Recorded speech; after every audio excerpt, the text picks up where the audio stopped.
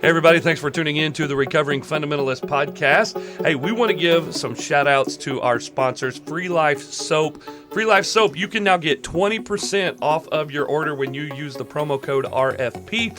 Free Life Soap, check them out today at therecoveringfundamentalist.org. Click on the Free Life Soap ad and save 20% there. We also want to thank J Radio. We're coming to you live from the J Radio studios. And Brian, did you finish your playlist yet? No. There it is. I knew it. I have failed. I meant to call you this week and ask you, do I send in a list of my songs along with my recording? I don't even exactly know how Did you get the works. email? No, I did not. Or you haven't checked it like your text messages. Could you pull your phone out right now, Brian, and tell me what the number is on your email icon at the bottom? Okay, I have 5,559 unanswered emails. No way! I have 5,013. And 647 unanswered texts. What? Brian, you were invited to come to Trump's speech with all the other guys a couple weeks ago, and you didn't even know it. Oh, man. But all of those emails are going away because I'm losing that email address here in a couple weeks. So I got 2 weeks left at the church. Mixed emotions. Mixed emotion. I'm terribly sad, but extremely excited. So it's going to be good. Brian, how about this week, 30 songs? Just put it in your notes on your phone and text it over to them. I definitely will, because it's going to be the greatest playlist anyone has ever heard. I mean, yours is going to be relatively carnal, and then you're right. You know, Nathan's is going to be like hipster tree hugging hipster music. worship, that no one's ever heard. It's going to be like two guys, and it's all Presbyterian music. You think I'm like an indie worship type of guy? Is that how you picture me? Jesus is my boyfriend. Sit on his lap and stroke his beard. No, I picture you listening to one guy with an acoustic guitar and two guys with box drums. Writing songs as they go. Wearing chacos and flowy pants. Exactly. That's it. Man, I don't even have to get on Twitter to get picked on like this. This is Speaking awesome. of Twitter, Brian, you pulled out the big old spoon this week and started stirring the pot of Twitter controversy. Yeah, you know, I think it's some kind of a hobby or something. But when you touch on the King James Version issue, when you touch the idol of the independent fundamental movement, you immediately are going to be in deep water. And so, you know, I was just saying that King James onlyism would have been rejected by the apostles, which is true because there's no scriptural support for it. So I stated a fact, and apparently that makes a lot of people angry.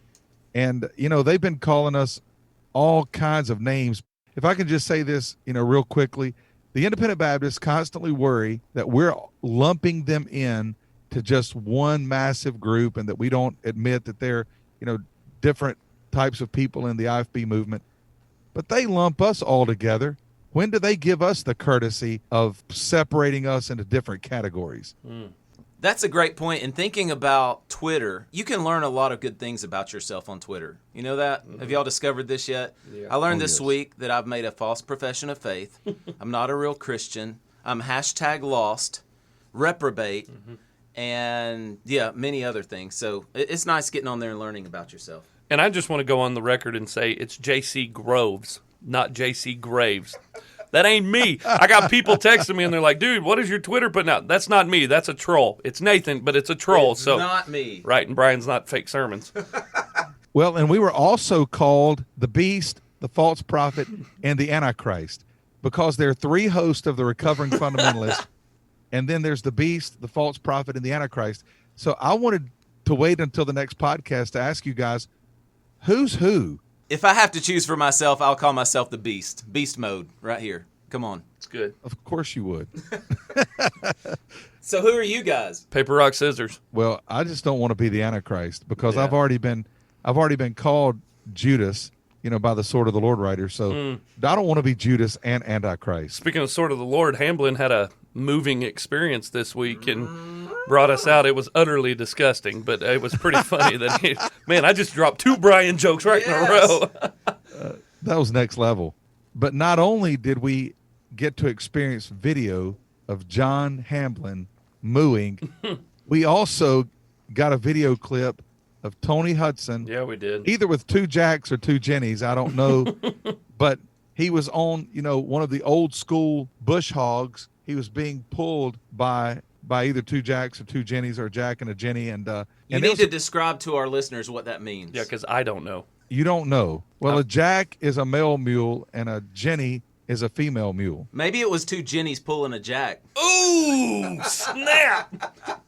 Okay, I didn't say that. That was Nathan. That was That was retweet Nathan Nathan Cravat, by Cravat. the way. That was not J.C. Groves or Brian Edwards. So what was the song that Fake Gonna Sermon? take my horse to the old town There you road. go. Ride. Till I can't. Sing it, Brian.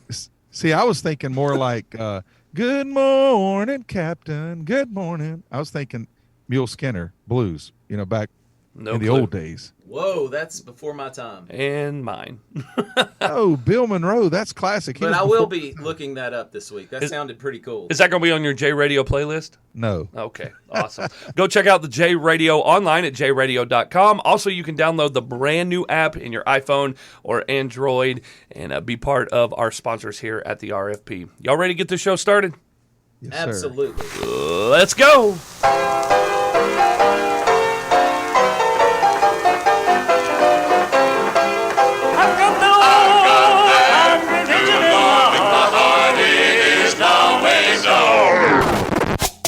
The Recovering Fundamentalist podcast starts in 3. You know what makes women stupid is college. Jesus was not a bartender. 2. You have lost your mind. Long-tongued heifers have given me a lot more trouble than heifers wearing breeches, and you know that. Say amen right there. 1. Let me tell you something, bozo. They'll be selling Frosties in hell for this boy who puts on a pair of pink underwear. Amen. I sucked my thumb till I was 14 years of age. Hey everybody, thanks for tuning in to the Recovering Fundamentalist podcast, episode number 27. Listen, friends, what can last longer than a Faith Baptist camp offering and a Dean McNeese message all in the same service? A container home from podlife.house can. Whether you need affordable or want absolutely adorable, let the team at podlife.house design your eco-friendly pod home for your guest house, your second house, or for the offended husband, maybe a doghouse. Visit them online at podlife.house and start designing your own space and view pre-built models that are currently available. It's podlife.house.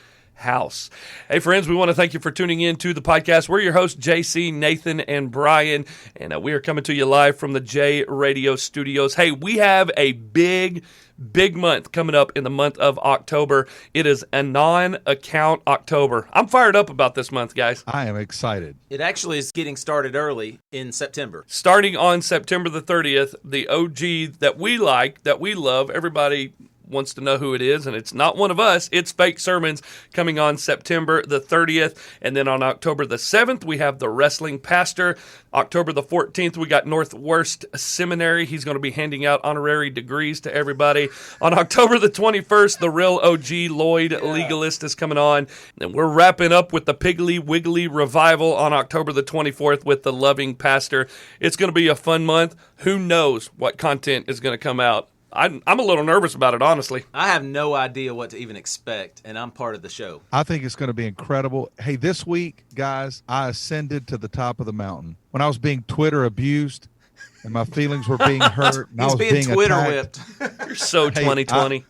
It happened. Lloyd Legalist actually chimed in on my post in the comments, and suddenly it felt like wind was blowing through my 8 hairs, and I was hearing wind beneath my wings. It was a great moment. Man. Brian, you'll really feel the wind blowing through those 8 hairs when you're wearing the Brian visor that you can get at the Recovering Fundamentalist merch store. Just go to the recoveringfundamentalist.org, get your Brian visor. Nahum O'Brien has bought a Brian he's the man. visor. And Rob Akins. Yeah, oh, that's right. You've sold 2 Brian visors. There's 2 men out there wearing visors. I love those guys, and I can't wait to see pictures. And JC, I hope you appreciate the fact that I haven't even ordered a Nate trucker cap yet, but my JC snapback is on the way, dude. I can't wait. Let's go. My daughter today, I got home from church and she was taking a nap. Did I send y'all that picture? Yeah. She's laying under her Recovering Fundamentalist blanket. It's her favorite blanket. It's actually really soft. It's incredible. So she was taking a nap on it, and then she woke up and she said, I love my blanket. Well, see, that blanket proves, that we're not hard-hearted. We're really soft-hearted, and we're great guys in spite of the fact that people think because we're recovering fundamentalists that we're attacking everybody. And the thing I don't understand is you guys call me the softy of the show. You are. And there were guys on Twitter this week telling me that I hate all the IFB people, even though I have family in the IFB. I've never said I hate anybody in the IFB. I hate some of the false doctrines and extra biblical things that they teach, but I don't hate anybody. I think there's hope for everybody, and God's grace can reach anyone, even people in the IFB. You heard it here first. I think it's impossible for you to hate anybody. You're just a hopeless optimist. Thank you, Brian. I will find the tapes. All right, so tonight, moving on with our episode, we are excited to have the pastor of Faithway Church in Westchester, Ohio, the land of no college football. Coming all the way down there. He's had little sleep, but he's in the studio with us tonight. We have Ken Schaap in the studio with us. Ken, welcome to the Recovering Fundamentalist podcast. Thanks, guys. This has been an enlightening behind-the-scenes look. You guys need a documentary. We don't know what we're doing. Yeah. We're an hour in, but I'm thankful you guys can edit. I'm sure I'll say some things need to be edited out, but thank you for the opportunity to be on. Hey, bro, thanks for joining us, man. This is a big deal for us, and you and I have had behind-the-scenes conversation. JC ate dinner with us, and I'm excited about this episode. This is a big deal for the Recovering Fundamentalist podcast. If anybody knows about the fundamentalist world, I would say it's you.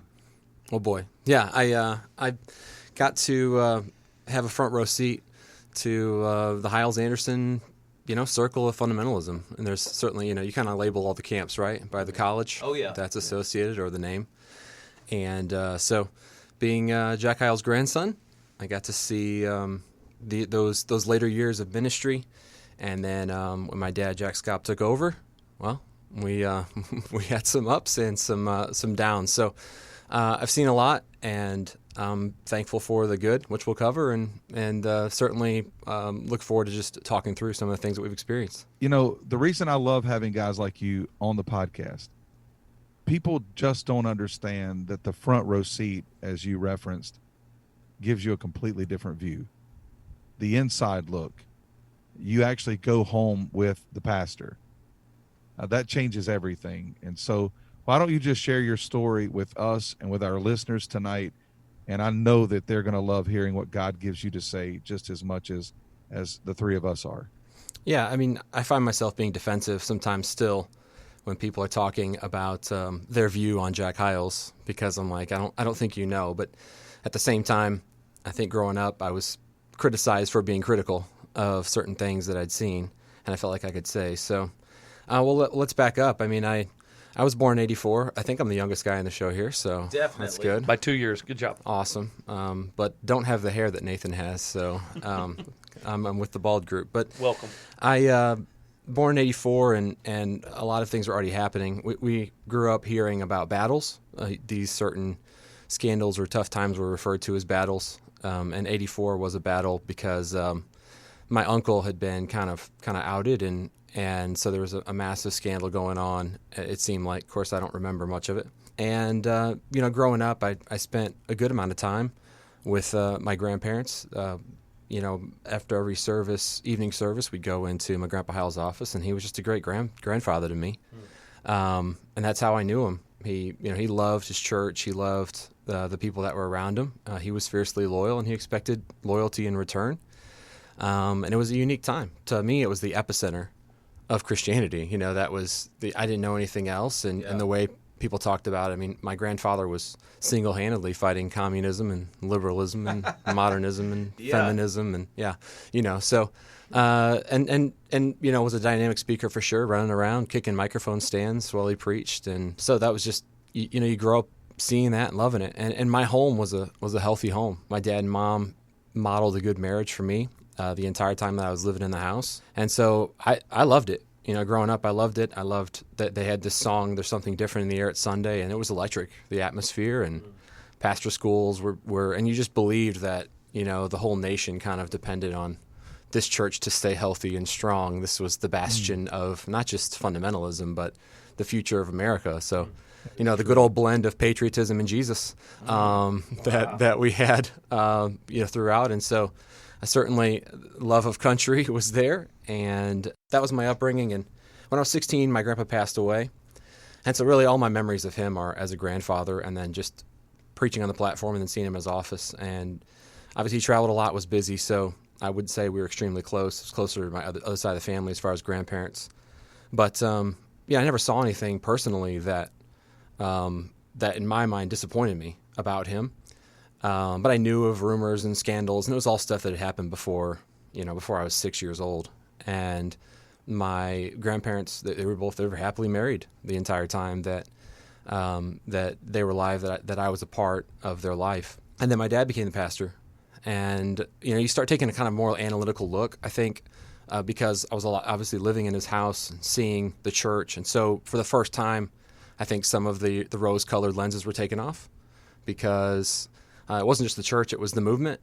Because as soon as he became pastor, all the guys who didn't immediately had their opinions, and I was fiercely loyal, fiercely defensive. I was positive they got the right man in. So I watched kind of him just get creamed for just being the next guy.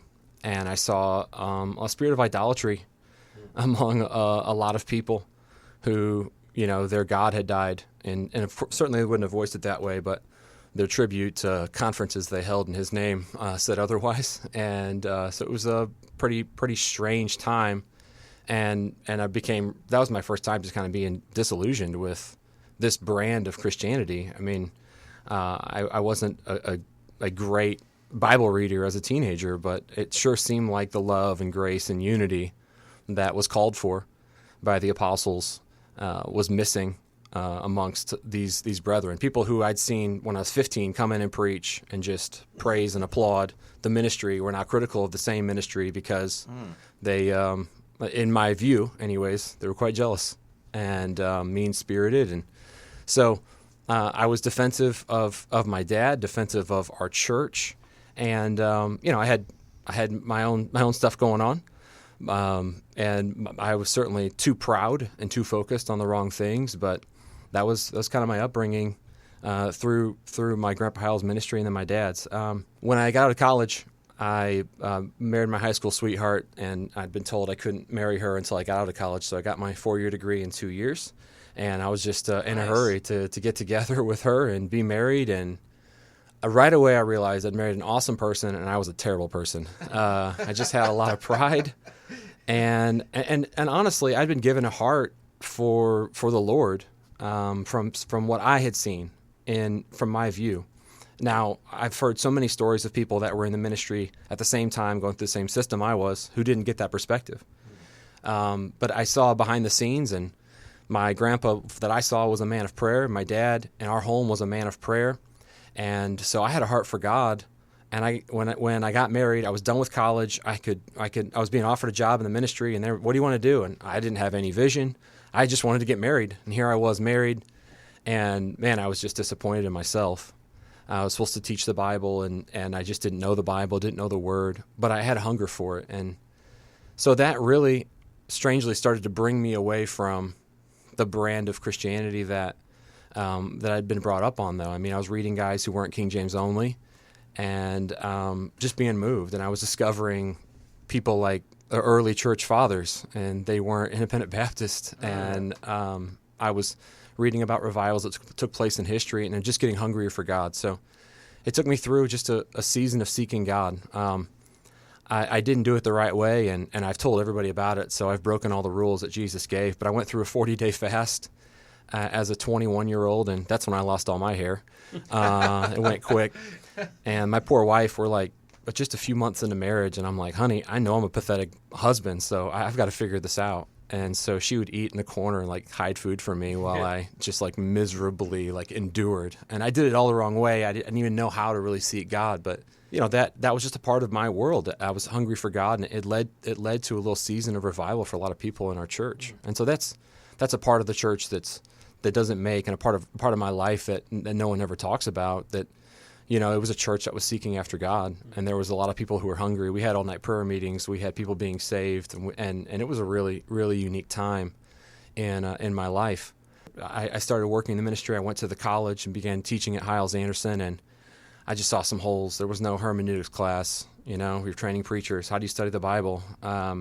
The class on prayer had been dropped, so I got to teach a class on prayer. I got to teach hermeneutics. I'm like totally unqualified to teach these things. I remember when I got my first schedule, I went on the Fighting Fundamental forum, and I was getting creamed for not being qualified. And I was like, "You're right, I'm not qualified." That's hilarious. And so I'd read about it. I had an anonymous account on the old Sharper Iron forum, and was defensive of the ministry. I mean, but I was reading for the first time critiques of the ministry where I was like, that seems valid as I look, and it does seem imbalanced in certain areas, and so that seeking after God and then kind of taking a critical look. So, but I was convinced that we were going to change, we were going to evolve and move forward into the future, and had a lot of great conversations with coworkers and friends and my father as well, and there were flaws that he recognized and changes he thought that needed to be made. And so after a few years teaching at the college,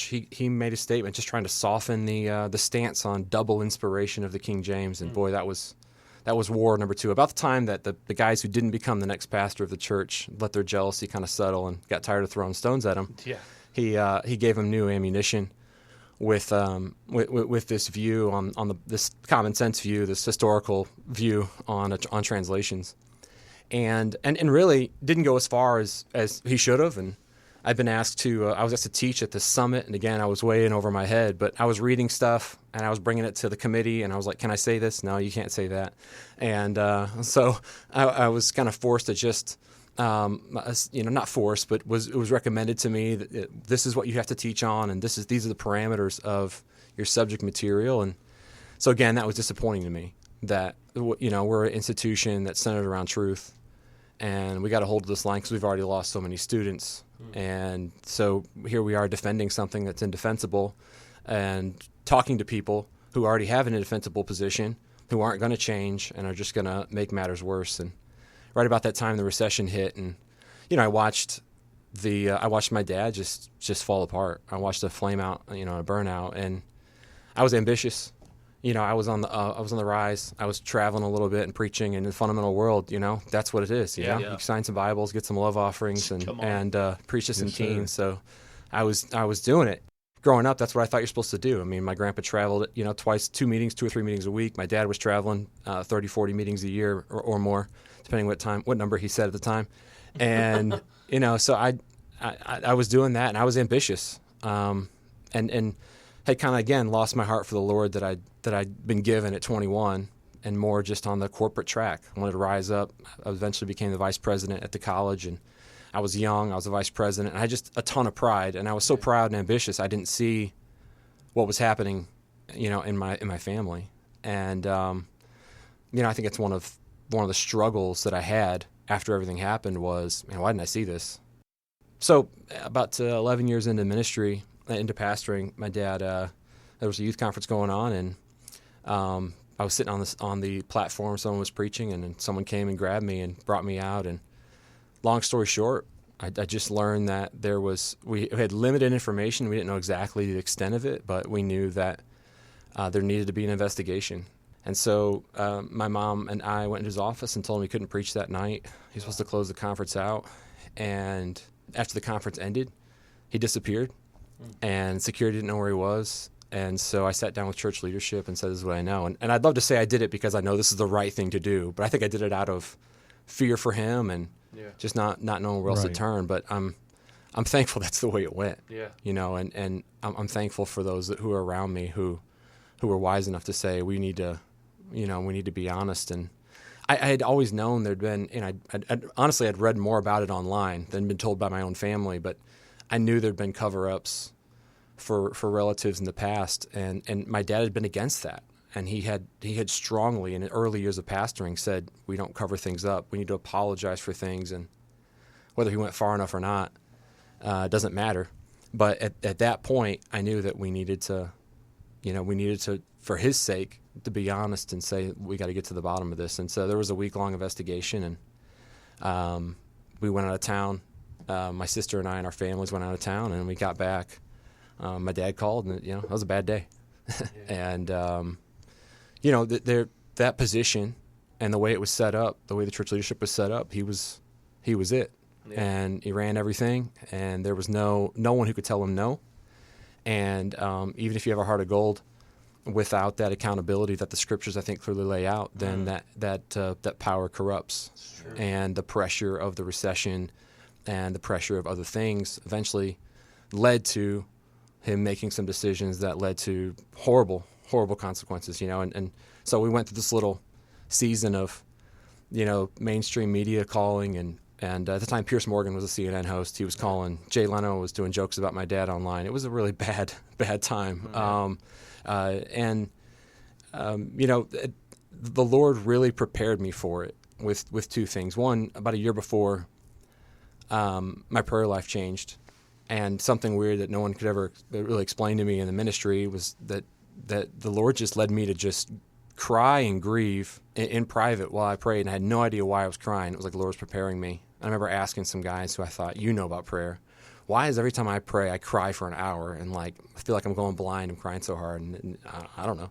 But it was just like God broke my heart, and when everything happened, the Lord said, I've been preparing you to go through this. And I didn't know how to go through it. I don't necessarily think that we went through that season the right way, but I knew God. And so it wasn't like my God had died, which it was for some people. And that was the way the ministry had been set up. Sure. And then some people that I read a book by Philip Yancey called Disappointment with God 2 weeks before my dad was fired. And as I was reading it, I'm like, this isn't for me right now. But I just kept reading, and he just talks about the different times in life where it seems like God lets you down and God hurts you for some reason. And it's about suffering emotionally. He has a book on physical suffering, and that book it just ripped my heart open. And it was exactly what I needed. So really, God just helped me, despite what was going on. Yeah. And so we went through this season of I'm working at the college still. We're opening up. And then, like, my dad, who was running everything, now he's just home. And we're waiting to see what's going to happen. And ultimately, there was a plea deal. And the plea deal said 10 years. The judge gave him more than the plea deal. And, he was guilty, and so he got what the sentence says. And, there's other cases. You can see other cases around. People got a lot less for what might be more. But what happened. And I found myself, like, furious at him and then defending him to people, that just love for your, love for my dad. And at the same time, just absolutely ticked off at what we're walking through now. We're walking through bankruptcy. We're walking through taking care of my mom, and nothing's set up, and she's on her own. And that was a really, really crazy time where God was really real. And I've since talked to people and said, when God really hurts somebody, if they'll just look for him, he'll be closer than he is to the average person. When God hurts you, or allows you to be hurt, I should say, when sin hurts you, when the enemy hurts you, and the Lord sees that, he's allowed that to come in, he's going to walk close to you. And, I think that was such an encouragement to me, and he did. It didn't mean that life didn't hurt, for that season. And from there, for me, I was kind of done. In the ministry, I stayed for a year and a half longer, and very thankful for so many hundreds of friends who were kind to me. The church was kind to me. But honestly, we didn't say anything to the church. Like, it was just, I'd go to church, and they'd look at me like, are you going to talk and tell us what happened? Because there was really no release of information. There was just what the press was saying, and because there was a trial, there was very little the church leadership could say. So the church was just frozen. What do we do? And, I think it's by God's grace that they're still open, honestly, and seeing people saved. So after that, though, we left to start a church. For some reason, no one was taking my resume. So imagine that. And God just led us. And for 2 years, we started a church, and we just tried to survive. Wow. I'd like to say I had a vision and knew exactly what I wanted, but we didn't realize how much grieving we had to do. We didn't realize how much of an identity crisis we had to go through. We didn't realize just the toxicity that was in our life. And God just began to strip that away. And I've never seen the righteous forsaken or have to beg for bread. And that was it right there. I was only righteous because of Jesus. And I was lost in who I was, and a precious wife and a patient little group of people. And after 2 years, God gave us a new start with our church. Wow. And that's the short version. Man, that's incredible. Can I just ask this? How did studying hermeneutics change your view of Scripture, what you had believed, and then what you currently believed? Because you were diving in to that hermeneutical study. How did that start to even transform you then? Yeah, hermeneutics, prayer, and spiritual warfare were 3 courses that really revolutionized my walk with the Lord and my outlook on the Christian faith. I should add a 4th. We had a class called The Fundamental Man, which was just talking about my grandpa, and they gave me the class, and I turned it into church history. So those 4 courses really helped me. I thought it was really weird to have 2 credits about Jack Hyles' life and no credits on church history. So I changed that course too. So, but hermeneutics, just you're starting to read the rules of how Scripture should be interpreted, and then you're not seeing that take place in the average message that you're hearing. At least that was my experience. And good people who are working like crazy and burning a candle at both ends to for a small salary are being asked to preach, and they're taking a verse and just running with it. And we had many opportunities to preach, because you only have one spiritual gift you use, that's teaching. Everyone else uses serving. And sometimes when it's really unhealthy, the serving is for the teacher and not for the Lord.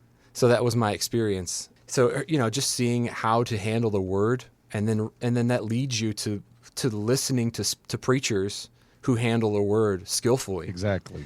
And they're starting to talk about doctrines that have never been explored. They're starting to talk about things that you've always just heard spoken of in a poor way. The first time I met a Calvinist who loved the Lord and actually was a soul winner, that was a mind-blowing experience, because in many cases when a Calvinist was mentioned, he was mentioned as, there was a straw man. He was just a terrible person who gave a horrible picture of God. And so meeting people who love the Lord, hearing guys like John Piper preach, and hearing a healthy theology and preaching, that was definitely a journey out, and their hermeneutics really helped me.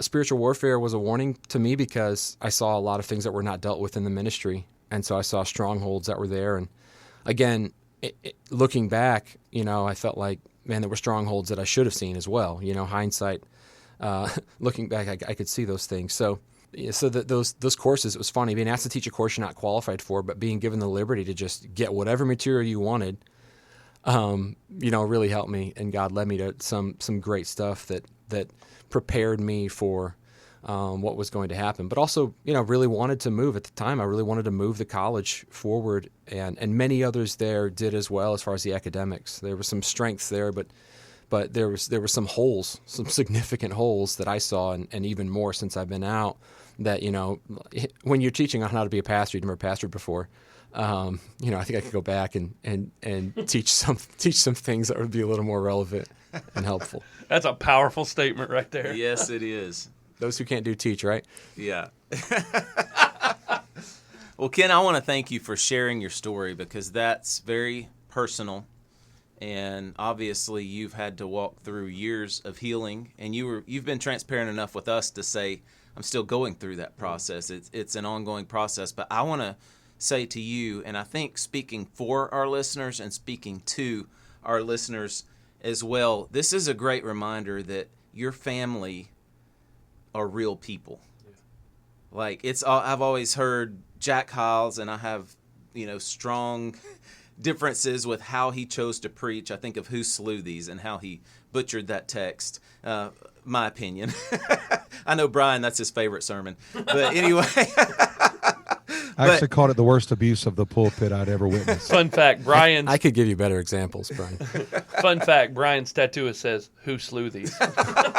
That's really funny. But I think of those things, and I can talk about it. And I've been on social media, and even on the podcast, we've mentioned your family members' names, multiple.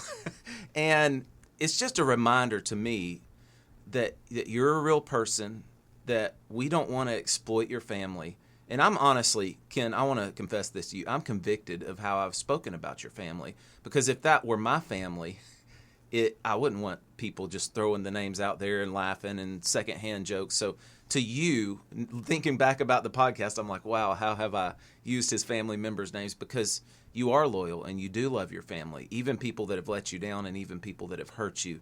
So for me, this is humanizing you and your family. I think a lot of people that are in leadership and that God has given vast spheres of influence, and not just influence, but giftings.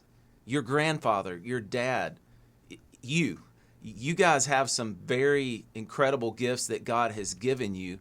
And when you have a lot of gifts, pride can set in, and things can, I know even in my life, it can take me in a bad direction when I receive praise and things like that. So I just want to say to you that as I sit here and put myself in your shoes, and I think our listeners should do this as well, that your grandfather's name, your dad's name shouldn't just be a byword. Like, we should all take notice. The Bible says, take heed, he who thinks he stands, lest he fall.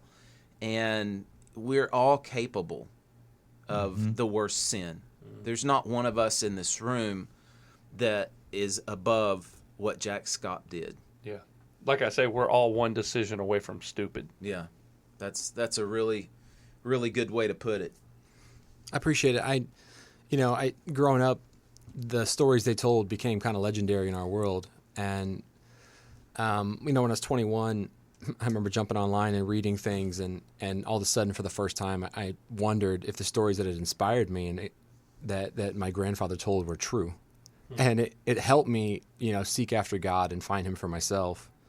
And, that was the first time when I was looking at the messages he preached and listening with a little more of an analytical ear. And I was still very defensive at that point.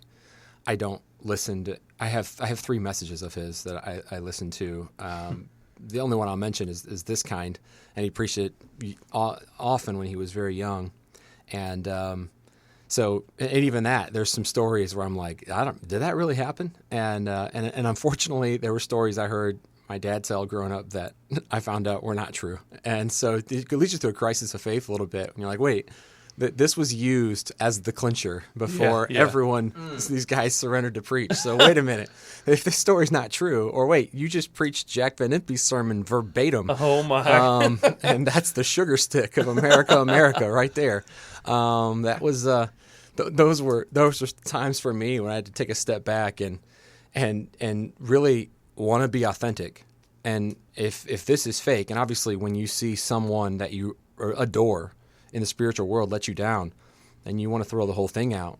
So authentic became a key word for me. I don't know, if I'll ever have the influence, not numerically, but that's not to me what matters. What matters is that I can walk through this life with the Lord and it be real. Yeah.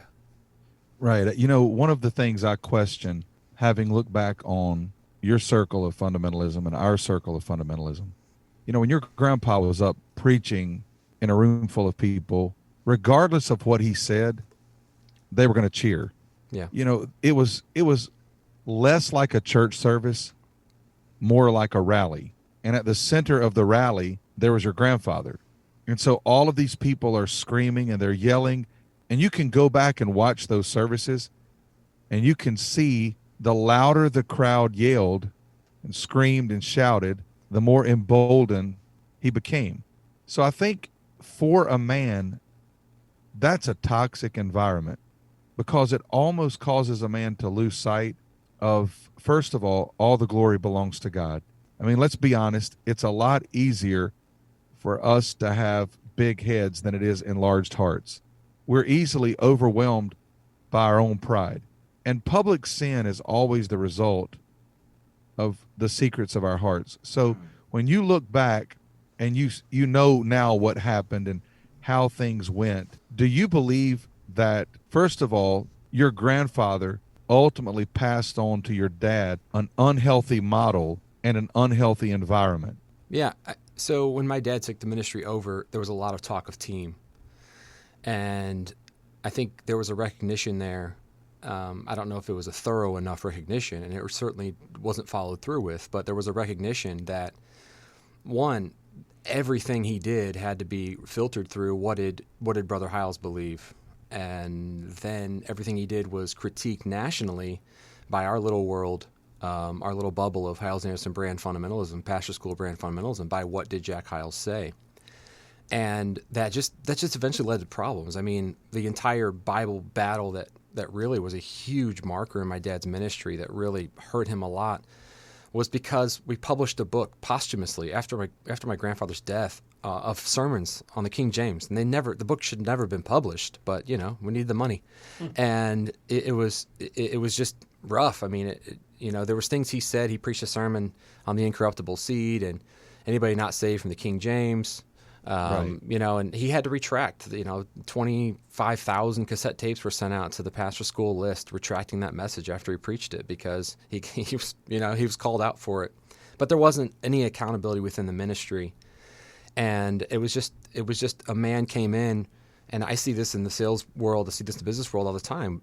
Somebody builds a business and they build it beyond their ability to lead it, and they've got to stretch and grow with it. And Jack Hyles he was an amazing church builder in Texas, the fastest growing church in America, one of the world's largest churches.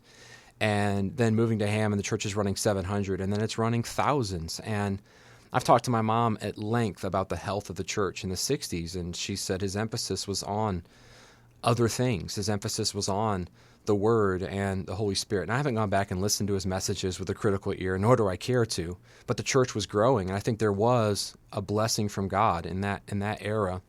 And I'm sure there were things he said at that time that were wrong. And I know that that's just the nature of leadership. But as the ministry grew, the structure of accountability, the leadership structure didn't grow. And hiring an assistant pastor because your church is growing doesn't mean you broadened your leadership. And so just analyzing church structure, there wasn't elders, the deacons did not provide accountability.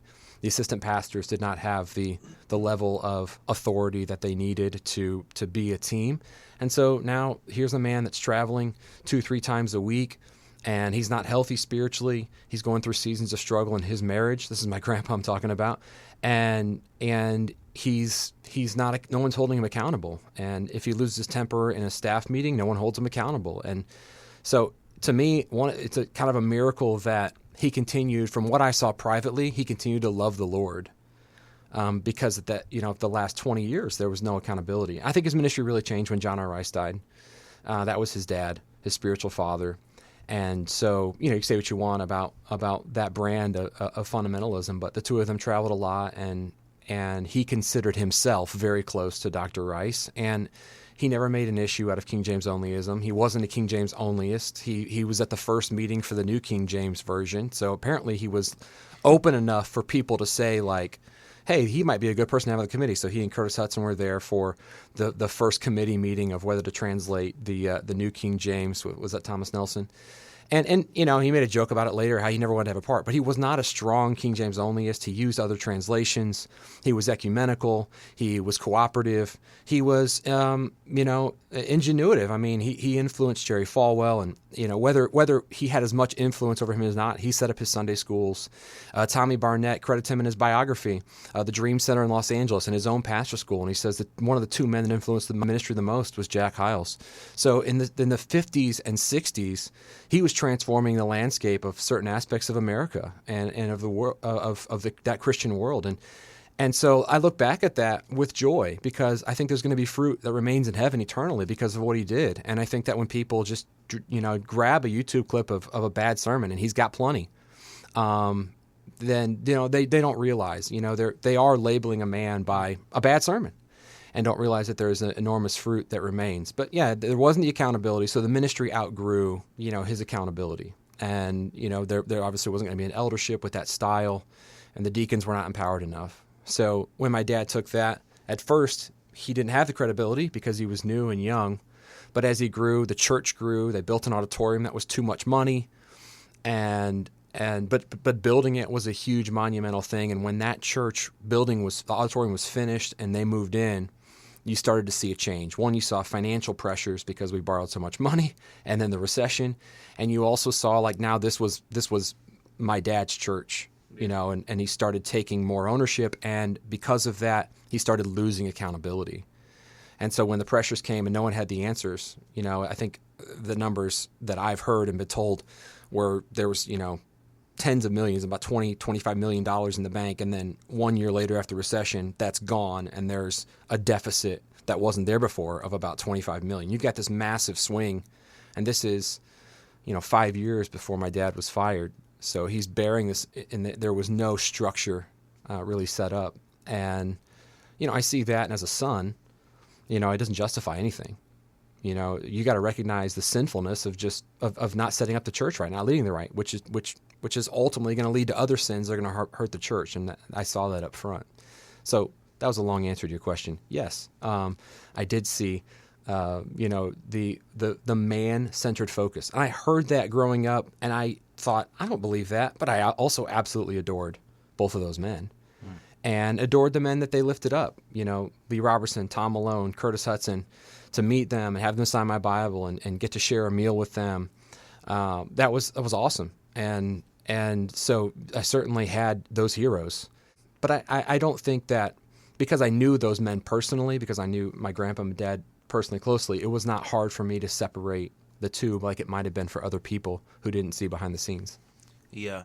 Thank you for sharing that. And I mentioned earlier that on one side, I do want your family humanized, and I do want to look through this and putting ourselves in your place, but I also don't want to minimize sin. And you just touched on that. Could you speak to people in our audience who have been affected by abuse and people who have been on the other side of what your dad was convicted of, and speak into that, because I know your heart and where you stand on this? Yeah, it was an amazing thing for me when someone told me one time to pray for justice to be done, because that was just not something on my list of things to pray for. And there needs to be justice for the victim.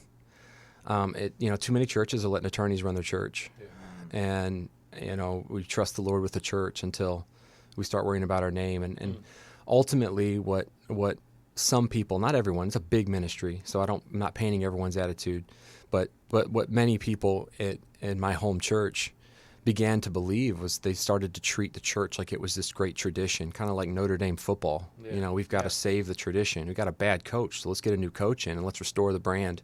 Wow. And it became a lot more about restoring the brand.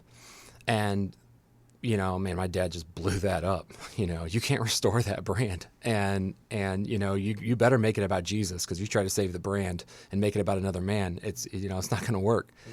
And, that was I think a lot of the reasoning behind, and that was the advice that was given as well. I mean, the attorneys and the organizations in the 50s and 60s, that was the culture, and that's why we see it with Paige Patterson, we see it with old school Southern Baptists, because that was the line, and so it wasn't something that my grandfather thought of himself, like, we're going to defend the church, this is our strategy, but it was the common strategy of we got to protect the church's name, and we don't want to drag the name of Jesus through the mud, but you're destroying individuals.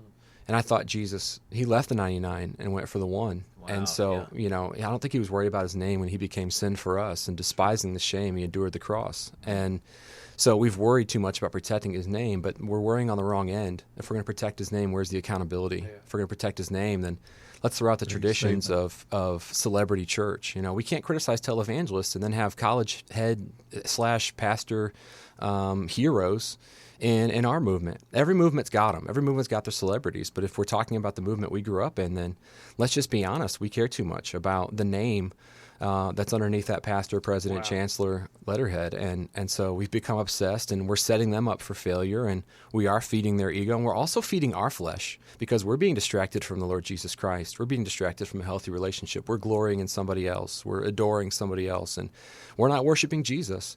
And we also criticize what worship is as well, but that's another rabbit trail. But I think that's an enormous mess in the movement. You have left the Independent Fundamental Baptist movement. You are no longer in that movement. Is that correct? Yes. And so, from your perspective, what would you say are the fundamental flaws of the fundamentalist movement? Well, family, we're going to have to take a pause right there and come back next week with part 2 of Ken Schaap. We want to thank our sponsors here at the Recovering Fundamentalist Podcast, Free Life Soap, Pod Life House, and J Radio. Also, our patrons of Patreon. You guys are incredible, and we are so thankful for each and every one of you. So thank you for giving, and if you would like to be a Patreon, you can go to therecoveringfundamentalist.org, click on the Patreon tab, and become a patron of the Recovering Fundamentalist Podcast. I'm looking forward to part 2 of this episode next Wednesday, and so you be sure to be here and join us next week. All right, y'all have a great week. Be sweet. Peace. Thanks for listening to the Recovering Fundamentalist podcast. Be sure to stop by our social media, Facebook, Instagram, and Twitter. Give us a follow. Also, go to our website, recoveringfundamentalist.org. That's recoveringfundamentalist.org. There you can find Recovering Fundamentalist swag. You can get your t-shirts and hats. You can join our ex-Fundy community, see where we're going to be having some meetups. It's the recoveringfundamentalist.org. Be sure to join us next time for the Recovering Fundamentalist podcast.